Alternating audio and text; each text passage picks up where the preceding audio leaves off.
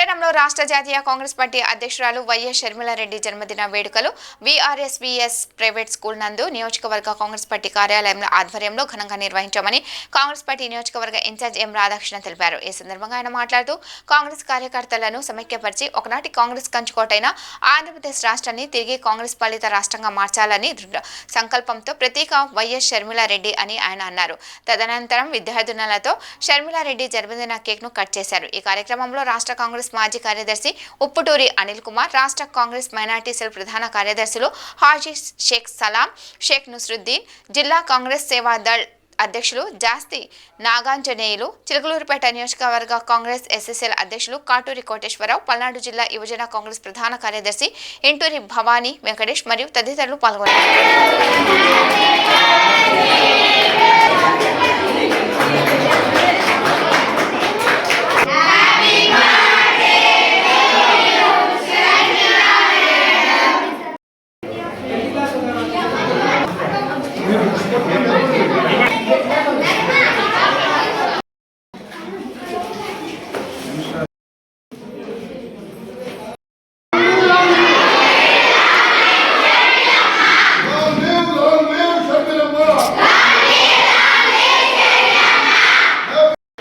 రాష్ట్ర కాంగ్రెస్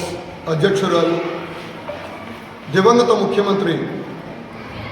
రాజశేఖర్ రెడ్డి గారి నిజమైన రాజకీయ వారసురాలుగా రాష్ట్ర ప్రజల అభిమానాన్ని అందుకుంటున్నటువంటి